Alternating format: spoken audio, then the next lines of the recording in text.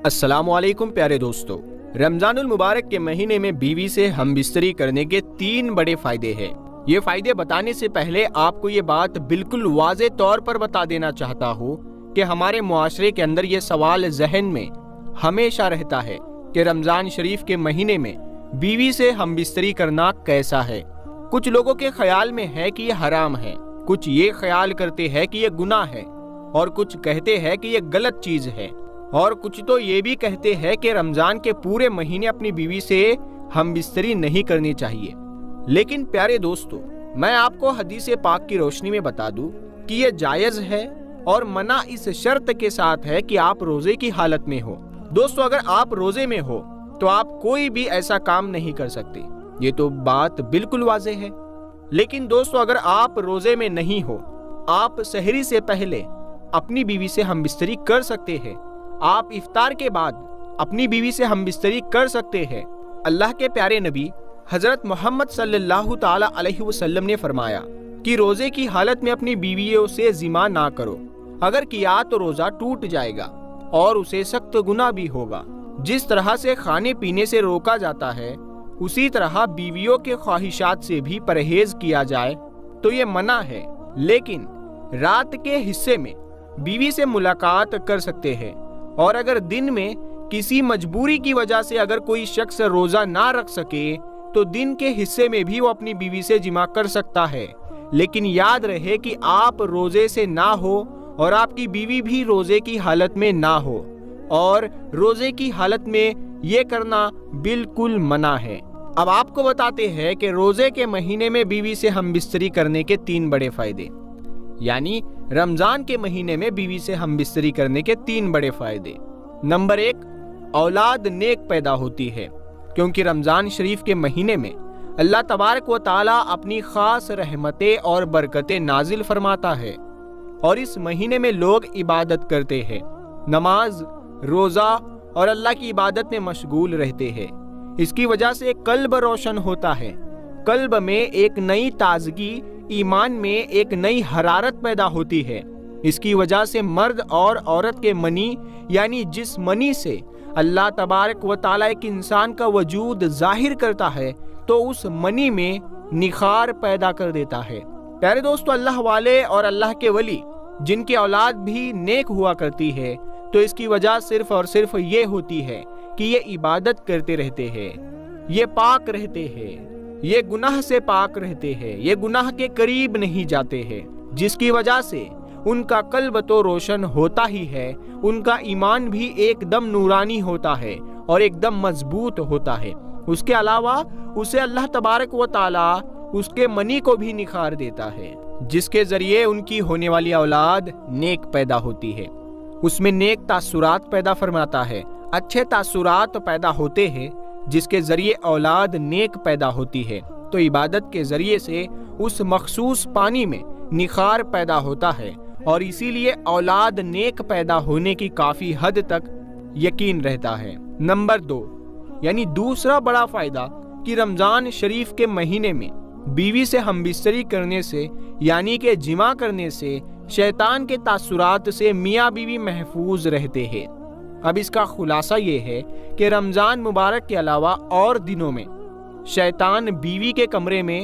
داخل ہو جاتا ہے، جہاں میاں بیوی اپنی خواہشات کو پورا کر رہے ہوتے ہیں، وہاں وہ داخل ہو جاتا ہے اور اپنے تاثرات بیوی کے شکم میں، یعنی پیٹ میں داخل کر دیتا ہے، اور اپنی شرارت کرتا ہے، جس کی وجہ سے شیطانی شرارتوں والی اولاد پیدا ہوتی ہے۔ اب آپ سوچ رہے ہوں گے کہ ایسا کیسے ہو سکتا ہے، تو ہم آپ کو بتا دیں کہ اللہ کے محبوب اور ہمارے پیارے نبی حضرت محمد مصطفیٰ صلی اللہ تعالی علیہ وسلم نے ارشاد فرمایا کہ شیطان تمہارا کھلا دشمن ہے۔ جب بچہ پیدا ہوتا ہے تب شیطان آ جاتا ہے، بچے کو پریشان کرنے کے لیے اور اس کے ساتھ شرارت کرتا ہے۔ بچہ کافی پریشان رہتا ہے، تو اسی لیے بچے کی پیدائش پر اذان پڑھنی چاہیے تاکہ بچے کو راحت مل سکے اور شیطان بھاگ جائے۔ اللہ کے نبی حضرت محمد مصطفیٰ صلی اللہ تعالی علیہ وسلم نے ارشاد فرمایا کہ اذان پڑھنے سے شیطان کافی حد تک، کافی میل دور بھاگ جاتا ہے۔ اسی لیے اذان پڑھنے میں دیری نہ کی جائے، بلکہ بچے کی جیسے ہی پیدائش ہو تو اسی وقت اذان پڑھ دیا کرے۔ اللہ کے نبی صلی اللہ تعالی علیہ وسلم نے ارشاد فرمایا کہ جب موت کا وقت قریب آ جاتا ہے تب بھی شیطان اپنی شرارت سے باز نہیں آتا، وہاں پر بھی وہ آ جاتا ہے، تب بھی اس کو پریشان کرتا ہے، یعنی مرنے والے کو پریشان کرتا ہے، تاکہ اس کی زبان سے کچھ نہ نکلے، یعنی کلمہ طیبہ اس کی زبان سے نہ نکل سکے۔ اسی لیے وہاں پر جو لوگ موجود ہوتے ہیں تو وہ کلمہ شریف کو زور زور سے پڑھتے ہیں تاکہ مرنے والے کو کلمہ یاد آ جائے اور وہ سن کر وہ کلمہ پڑھ لے۔ اور جب انتقال ہو جاتا ہے تب بھی وہ شیطان پیچھا نہیں چھوڑتا، قبر کے اندر بھی آ جاتا ہے، جس کو بہکانے کے لیے، پریشان کرنے کے لیے شرارتیں کرتا ہے تاکہ یہ سوالوں سے ٹھیک جواب نہ دے سکے۔ تو اللہ کے رسول صلی اللہ تعالی علیہ وسلم نے ارشاد فرمایا کہ اذان کی آواز سن کر شیطان میلوں دور بھاگ جاتا ہے، جس کی وجہ سے قبر میں اذان پڑھی جاتی ہے اور مردے کو کافی راحت ملتی ہے۔ اسی طرح جب میاں بیوی ملاقات کرتے ہیں، یعنی خصوصی ملاقات، تو اس دوران بھی شیطان اپنی شرارت سے باز نہیں آتا اور وہ اندر آ جاتا ہے اور پریشان کرتا ہے اور اپنے تاثرات اندر داخل کرنے کی پوری کوشش کرتا ہے۔ اس سے بچنے کے لیے بھی اللہ کے رسول صلی اللہ تعالی علیہ وسلم نے دعا بتائی ہے کہ میاں بیوی جب صحبت کرنے کے وقت یہ دعا پڑھ لے تو شیطان ان کا کچھ نہیں بگاڑ پائے گا۔ تو وہ دعا کیا ہے؟ آئیے ہم آپ کو بتاتے ہیں۔ بسم اللہ اللہم جنبنا الشیطان و جنب الشیطان ما رزقتانا۔ اور اس کا ترجمہ کچھ اس طرح ہے، شروع کرتا ہوں اللہ کے نام سے، اے اللہ تو ہمیں شیطان سے محفوظ رکھ اور شیطان کو اس چیز سے دور رکھ جو تو ہمیں عطا کرے، یعنی اولاد۔ اور اس بات کا خلاصہ یہ ہے کہ شیطان رمضان مبارک کے علاوہ اور باقی مہینوں میں میاں بیوی کے درمیان حائل ہو جاتا ہے اور ان کے درمیان اثرات چھوڑنے کی کوشش کرتا ہے۔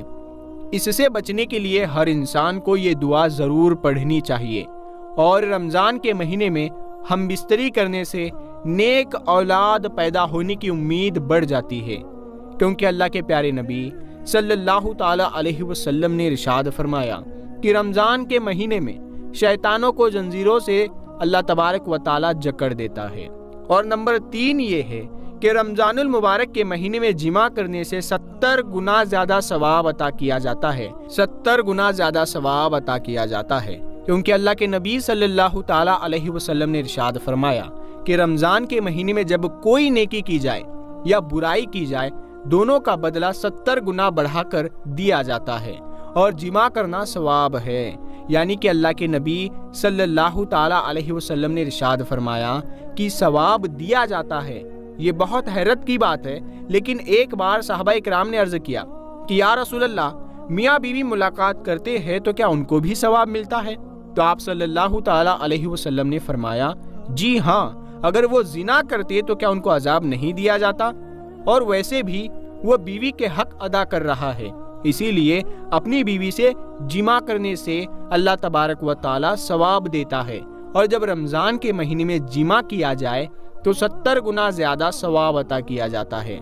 یہ 3 بڑے فائدے ہیں رمضان کے مہینے میں بیوی سے جماع کرنے کے، لیکن یاد رہے کہ روزے کی حالت میں نہ ہو، ورنہ سخت سے سخت گناہ ہوگا اور اس سے روزہ بھی ٹوٹ جائے گا، اور یہ قطعاً منع ہے اور قطعی طور پر غلط ہے۔ اسی لیے اس کا آپ خاص طور پر خیال رکھیں، اور جو 3 باتیں آپ کو بتائی گئی ہے ان کا خاص طور پر خیال رکھیں، کیونکہ کون ایسا ہوگا جس کو نیک اولاد کی خواہش نہیں ہوگی۔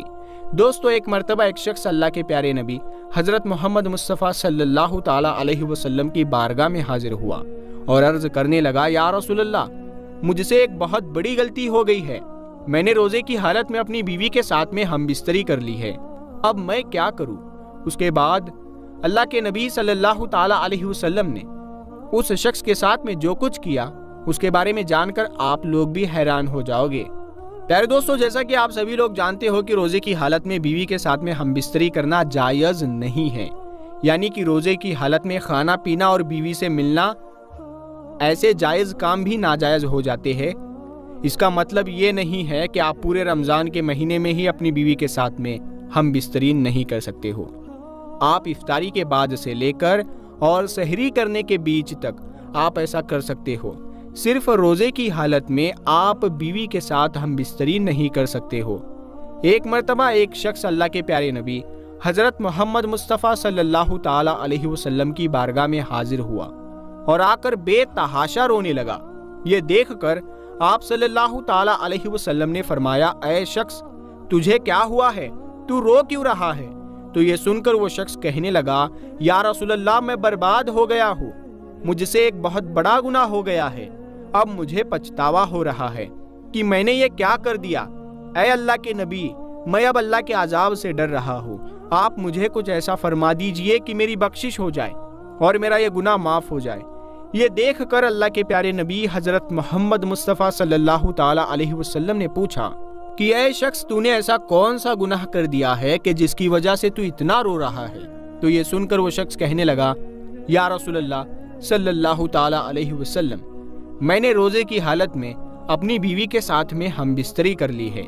یعنی کہ میں روزے کی حالت سے تھا اور میں نے اپنی بیوی کے ساتھ میں صحبت کر لی ہے۔ تو یہ سن کر اللہ کے پیارے نبی حضرت محمد مصطفیٰ صلی اللہ تعالی علیہ وسلم غمزدہ ہو گئے اور فرمانے لگے کہ اے شخص، تو نے یہ کیا کر دیا؟ کیا تجھے معلوم نہیں ہے کہ روزے کی حالت میں بیوی کے ساتھ میں ہم بستری کرنا جائز نہیں ہے؟ تو یہ سن کر وہ شخص کہنے لگا، یا رسول اللہ، مجھے معلوم تو تھا، مگر میں اپنے نفس پر قابو نہ کر سکا اور مجھ سے بہت بڑی غلطی ہو گئی، اب آپ میرے لیے کچھ ایسا کر دے کہ میری بخشش ہو جائے۔ تو یہ سن کر اللہ کے پیارے نبی حضرت محمد مصطفیٰ صلی اللہ تعالی علیہ وسلم نے فرمایا کہ اے شخص، تو نے بہت بڑا گناہ کیا ہے اور اب تجھے اس کا کفارہ ادا کرنا ہوگا۔ تو وہ شخص پوچھنے لگا، یا رسول اللہ، اس کے لیے مجھے کیا کفارہ ادا کرنا ہوگا؟ تو اللہ کے نبی صلی اللہ تعالی علیہ وسلم نے فرمایا کہ اے شخص، اس کے لیے تجھے ایک غلام کو آزاد کرنا ہوگا، یعنی کہ تم کسی ایک غلام کو خریدو اور اسے آزاد کر دو، تمہارے اس گناہ کا یہی کفارہ ہوگا۔ تو یہ سن کر وہ شخص حیران ہو گیا اور کہنے لگا، یا رسول اللہ صلی اللہ تعالی علیہ وسلم، میں نے خود اپنی ساری زندگی لوگوں کی غلامی کرنے میں گزار دی ہے، مجھے تو خود کسی نے خرید کر آزاد کیا ہے، تو میں کس طریقے سے کسی غلام کو خرید کر آزاد کر سکتا ہوں؟ یا رسول اللہ، میرے پاس اتنا مال نہیں ہے کہ میں کسی غلام کو آزاد کرا سکوں۔ تو یہ سن کر اللہ کے پیارے نبی حضرت محمد مصطفیٰ صلی اللہ تعالی علیہ وسلم نے فرمایا، اے شخص، چلو کوئی بات نہیں، اگر تم کسی غلام کو آزاد نہیں کروا سکتے تو تم ایسا کرو کہ تم لگاتار 60 روزے رکھ لو، مگر یاد رکھنا روزے لگاتار ہونے چاہیے، بیچ میں ایک بھی روزہ نہیں چھوٹنا چاہیے، اگر بیچ میں ایک بھی روزہ چھوٹ جائے تو پھر سے تمہیں پورے 60 روزے رکھنے ہوں گے۔ اگر تم نے ایسا کر لیا تو تمہارا یہ گناہ اللہ کی بارگاہ میں معاف ہو جائے گا اور تمہاری بیوی تمہارے لیے حلال ہو جائے گی۔ یہ سن کر وہ شخص پھر سے حیران ہو اٹھا اور کہنے لگا، یا رسول اللہ صلی اللہ تعالی علیہ وسلم، میرے ایک روزے کا یہ حال ہے کہ میں ایک دن بھی اپنے نفس پر قابو نہ کر سکا، تو میں پھر لگاتار 60 روزے کیسے رکھ سکتا ہوں؟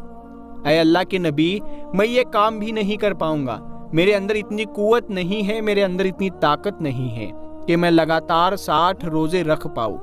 اسی لیے یا رسول اللہ، آپ مجھے کچھ اور فرما دیجئے، مجھ سے یہ کام بھی نہیں ہوگا۔ یہ سن کر اللہ کے پیارے نبی حضرت محمد مصطفیٰ صلی اللہ تعالی علیہ وسلم مسکرا دیے اور کہنے لگے کہ اے شخص، اگر تم ایسا نہیں کر سکتے ہو تو ہمارے پاس میں ایک اور راستہ ہے۔ اگر تم کسی غلام کو آزاد بھی نہیں کرا سکتے ہو اور اگر تم 60 روزے بھی لگاتار نہیں رکھ سکتے ہو تو تم ایسا کرو، تم 60 مسکینوں کو یعنی کہ 60 غریبوں کو پیٹ بھر کر کھانا کھلا دو، تمہارا کفارہ ادا ہو جائے گا اور تمہاری بیوی تمہارے لیے حلال ہو جائے گی۔ یہ سن کر وہ شخص پھر سے عرض کرنے لگا، یا رسول اللہ صلی اللہ تعالی علیہ وسلم، میرے گھر میں کھانے کو کچھ بھی نہیں ہے، ہماری حالت ایسی ہے کہ اگر مجھے صبح کو کھانا مل جائے تو شام کو بھوکا سونا پڑتا ہے، اور اگر شام کو کھانا مل جائے تو صبح کو بھوکا رہنا پڑتا ہے، تو میں 60 مسکینوں کو کیسے کھانا کھلا سکتا ہوں؟ تو یہ سن کر اللہ کے پیارے نبی حضرت محمد مصطفیٰ صلی اللہ تعالی علیہ وسلم نے فرمایا کہ اے شخص، اگر تمہاری طاقت 60 مسکینوں کو ایک ساتھ کھانا کھلانے کی نہیں ہے تو تم ایسا کرو، روز ایک مسکین کو کھانا کھلا دیا کرو۔ 60 دنوں میں تم 60 مسکینوں کو کھانا کھلا دو اور پھر تم جا کر اپنی بیوی سے مل لو، مگر تم یاد رکھنا جب تک تم 60 غریب لوگوں کو کھانا نہیں کھلا دیتے ہو تب تک تم اپنی بیوی کے پاس میں نہیں جا سکو گے۔ تو یہ سن کر وہ شخص حیران ہو اٹھا اور کہنے لگا، یا رسول اللہ، میرے گھر میں ایک وقت کا بھی کھانا نہیں، تو پھر میں کیسے 60 مسکینوں کو کھانا کھلا سکتا ہوں؟ مجھ سے یہ کام بھی نہیں ہوگا۔ تو یہ سن کر اللہ کے پیارے نبی حضرت محمد مصطفیٰ صلی اللہ تعالی علیہ وسلم نے فرمایا کہ اے شخص، پھر تو کوئی اور آپشن نہیں بچا ہے، تم کو انہی کاموں میں سے کسی ایک کام کو کرنا ہوگا۔ یہ سن کر وہ شخص عرض کرنے لگا، یا رسول اللہ صلی اللہ تعالی علیہ وسلم، میرے اندر ان تینوں ہی کاموں کو کرنے کی طاقت نہیں ہے، آپ مجھے کچھ اور راستہ بتائیے کہ میرا یہ گناہ معاف ہو جائے۔ یہ دیکھ کر پھر آپ صلی اللہ تعالی علیہ وسلم نے فرمایا کہ چلیے میں تمہارے لیے صحابہ اکرام سے چندہ کرواتا ہوں۔ پھر اللہ کے نبی کھڑے ہوئے، سامنے بہت سارے لوگ بیٹھے ہوئے تھے۔ آپ نے ان لوگوں سے مخاطب ہو کر فرمایا کہ اپنے اس بھائی کی مدد کرو، اس نے رمضان کے مہینے میں روزے کی حالت میں ایسا کام کر دیا ہے، اب اس کے پاس کفارہ ادا کرنے کے لیے کچھ بھی نہیں ہے، تم لوگ اس کی پیسوں سے، کھجور سے، کپڑوں سے تھوڑی تھوڑی مدد کرو تاکہ یہ اپنے علاقے میں جا کر غریب مسکین لوگوں میں بانٹ سکے اور اس کا کفارہ ادا ہو سکے۔ یہ سن کر سارے لوگ اٹھے،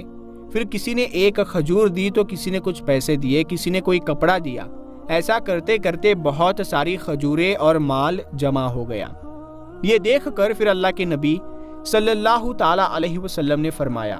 کہ اے شخص، ان کو لے جاؤ